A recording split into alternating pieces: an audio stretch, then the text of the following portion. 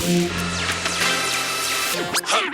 the Ticats Audio Network, this is Tasker and Andy.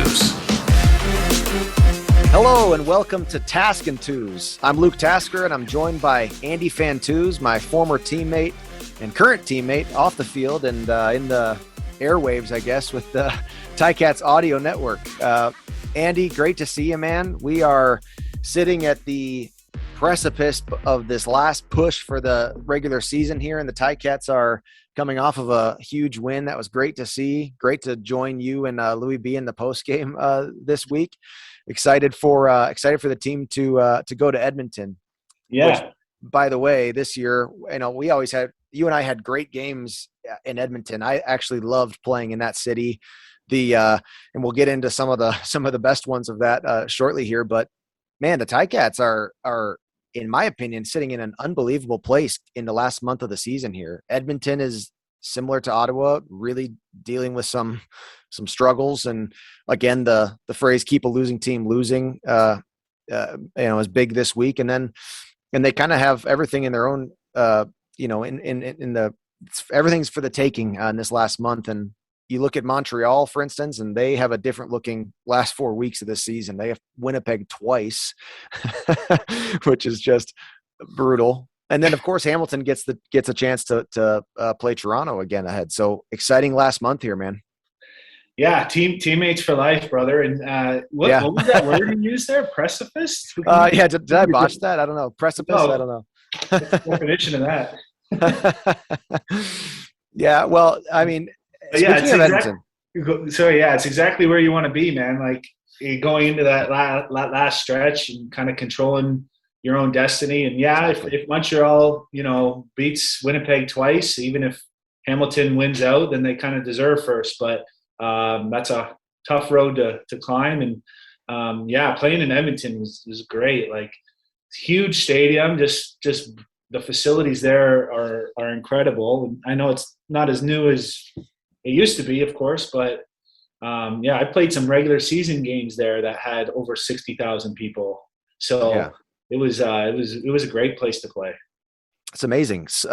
Jeremiah last week was, I can't remember what the last thing was. Maybe it was 25 of 28 or something very impressive like that. He had an unbelievable completion percentage, which brings me to, of course, you'll remember the 23 straight completions by Jeremiah that year. And I think it was you and me, you and myself, and then Chad Owens. It was the year Chad Owens was with us as well. And I think you and I both probably had 7 catches in that string of 23 straight completions and the greatest comeback in Ticats history. That was an awesome Edmonton game. Yeah, we had some highlight reel catches too, both of us. And then I think we were outdone though by Chad's catch on a 2-point conversion, that one-handed corner route. That was a 2-point conversion, huh?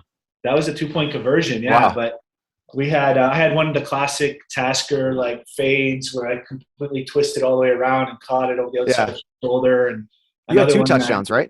2 touchdowns. Yeah, I punted one with my left foot and one with my right foot. I remember. Oh yeah. Right up to the scoreboard. Right up to the suites. I don't think I had a touchdown that game, but I remember I had 10 or 11 catches or something like that. And Jeremiah, I remember running a dig escape, and my defender was turning around, twisting everywhere, and slowly just put one right. It was so sweet, man. That kind of drive, we were just left and right. It's you couldn't go wrong. And for what you and I have been talking about all year, just taking what you can get sometimes on little Oscar routes, little option routes, that game was, man, we were just all over the place. 5 yards or 50 yards, we were catching everything. Yeah, that was such a fun game to be a part of, and those games always are. I remember we went straight to the airport after, and the ownership was so happy. We went to that restaurant in the airport, and Scott bought everyone's bill, and I was like, "This is a fun little experience." Goalie was just out of control. He couldn't miss, and amazing. Whether we were open or contested, sometimes receivers got to make plays too, and everybody was just on fire that game. Yeah, we were doing it. It's awesome that was not that it broke both records, the consecutive completions with Jeremiah, and then also the biggest Ticat comeback. I think it was like 5th in the CFL for greatest comebacks, but still, I mean, just an awesome memory in Edmonton. And Edmonton was by no means a bad team that year. It was just awesome to go out west and win like that. That was one of the highlights of my career for sure. Yeah, no doubt, man. But yeah, we're coming into that final stretch, and another exciting day on the weekend coming up here. And too bad we didn't have a game with a bunch of costumes, but we had some fun Halloween parties and games in our day, didn't we? Oh, this is where we're entering one of your favorite times of year right now. Not only the playoffs, but Andy Fantuz is a Halloween, I don't know, connoisseur, expert, or I don't know what the term is, but yeah, you always were the driving force behind the Halloween spirit in the Ticats locker room for sure. Well, you and Dave Stala, because I remember I was only fortunate enough to play 1 year with Stala, but I've heard many stories of the costumes he would come into the facilities with, clowns and all the rest, painted face and everything. But every year you were throwing Halloween parties. It was awesome. Yeah, they before my time with the Cats, they had a big Halloween party with a costume contest, and I remember Dave he dressed up as a statue the 1 year and was completely painted with a box around his feet and just gold with a bat, and he just stood still and epic costume. But yeah, I had some good ones in my day. I remember when you and Jenna came to my house as Star Trooper and Princess Leia.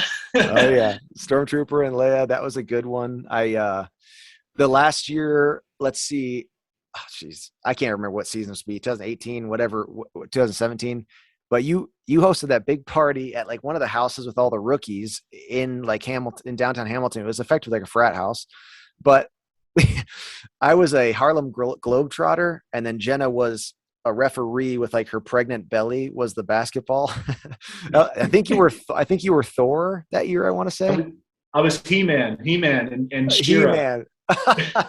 there it is. Yeah, for that one. There you go. That was a great party. Decked out the whole frat house. And It was basically just an empty canvas, right? And so we had decorations everywhere. We had DJ, fog machines, awesome, all that, and then at the one at the house, I was Scarecrow and Amanda was Dorothy. And remember Zach came as a yellow crayon. Oh yeah, that's right. Somebody was a minion there too. Maybe it was Nicole or something like that. Yeah. But, that's great, man. That's the kind of stuff that like it sticks with you forever. Like honestly, those kind of team bonding moments, like that was part of your leadership as a player. Is just that, man. We always liked, like, that's part of the CFL, man. I just, the away games, the parties and the camaraderie, that's just what made such a memorable career for me. It was great. You know who else is Bakari Grant? I feel like Bakari, I want to say I saw him like candy cane tape his like legs or something like that on Halloween, like at practice, like on the field, like some kind of like I don't know, some Halloween tape job on his helmet or something like that. I can't exactly remember, but he certainly got into the spirit as well. Yeah, he sure did. Remember when you and Bakari used to tape your shoes, like and make them look like sneakers, like football? So the best Jordan one is 2014 Grey Cup, when we were, I don't know why we did this, or wherever we had to bus to practice for the Grey Cup in, I think it was Vancouver, or it might be the 2013 Grey Cup. Now I'm remembering but Bakari Grant taped his cleats like so perfectly. Like, I mean, he took the entire bus ride to do this, and he made his football cleats look like they were Jordan slides, like Jordan flip flops. And I remember he got out of the bus and went up to Coach Austin and said, "Coach, I'm so sorry. I forgot my cleats." Ken Austin, like classic Ken, goes, "Bakari, you can't forget your cleats." So he's so upset, so mad. He's thinking he's going to have to send Drew back to the locker room at the hotel to get and Bakari's like, Coach, I'm just kidding. I taped them. Yeah, that was Saskatchewan, because we had to bus out to Moose Jaw for that indoor facility. Oh, that's true. Yeah, Moose Jaw. It was like minus 35 all week long. Frostbite. And so we had to get at least one offensive practice in. That's great stuff, man. Tuz, I'm thinking last week we did a little coach rundown. Okay. We talked through Coach and Tommy and Coach O, and you and I have an interesting span of years in the CFL. We sort of, in my opinion, and this is debatable, but I think that our two careers conjoined what is like old school CFL football, the days of, well, the old school football, and into this new era when we both kind of came into the Tim Hortons field and we have played with a lot of characters and a lot of great teammates and a lot of funny stories. This Halloween brings up some, but give me a good one. Give Ticat fans a good one of your career, of your young days, a good player story. Okay, yeah, I got a great one. So you talked about old school. So the days before social media. Yeah, exactly. My name's Scott Schultz. He's a Plaza of Honor member for the Saskatchewan Roughriders, defensive tackle. Just a hilarious guy all around. Vocal. And anyway, he was the joker in the locker room, and we had a ping pong table right in the locker room that year, and we had a big tournament set up, and even the coaches were in it. So Danny Barrett was one of the highest ranked ping pong players, and so was Richie Hall, who's still coaching in the league. He's he's the DC in Winnipeg there, and so we went through this tournament, and I ended up playing Coach Danny Barrett in the semifinals, and Richie Hall was playing Scotty Gordon, who was the number 1 ranked player in the team. And anyway, Scotty won and I won. And so we're going to the finals, and it was the next morning before practice. So everybody's huddled around, and there was one person like with an old school camera from like the media office that was actually videoing it. But everyone's huddled around the table, and we're going at the ping pong. And then out of nowhere comes this 300, like Scott Schultz. He's 300 pounds. He's bald. He's, got a big frame, obviously. And he just comes out and he starts streaking around the locker room, completely butt naked. And, and everybody's going crazy. He's like trying to hug us, hug me and Scotty, the players. And we're just like, get out of here. And it was all on like this, not today's day and age, like Snapchat or anything. It was on camera. Yep. And, it was just like one of those things that you'll never forget. Right. And I think you can't do things like that anymore in today's day and age. Man, that's just so classic. We maybe we'll do a weekly update with a good player story from both of our times, because that's just the most memorable stuff of a career is these guys who just make a team what a team is. But that's great because you brought the ping pong tradition to Hamilton, and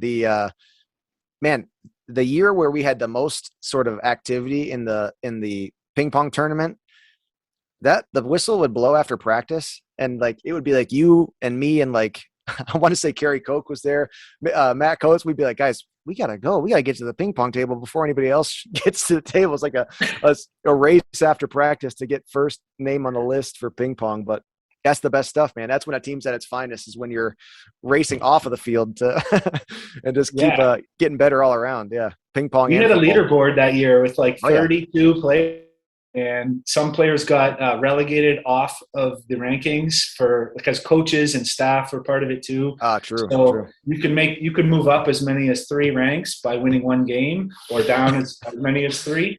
Oh. And like you had to play someone within like 5 ranks of you.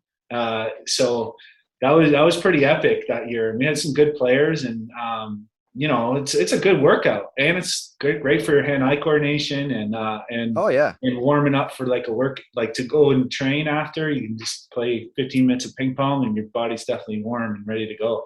100%. So, you and I had some unbelievable ping pong matches. Like I had to be, if I had a chance to beat you, I needed to be like already in a full sweat, stretched, like warmed up, because I had to play with like all my athleticism because of just that vicious backhand of Andy Fantuz.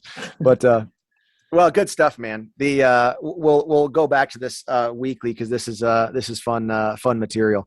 But let's call it. Let's get ready for the game this weekend. Ticat fans, if you're willing to stay up this late, we'll see you in the midnight hours on Friday for the Ticats out in Edmonton. So, Tuz, looking forward to seeing you for the broadcast, and have a good one, brother. See you, Task.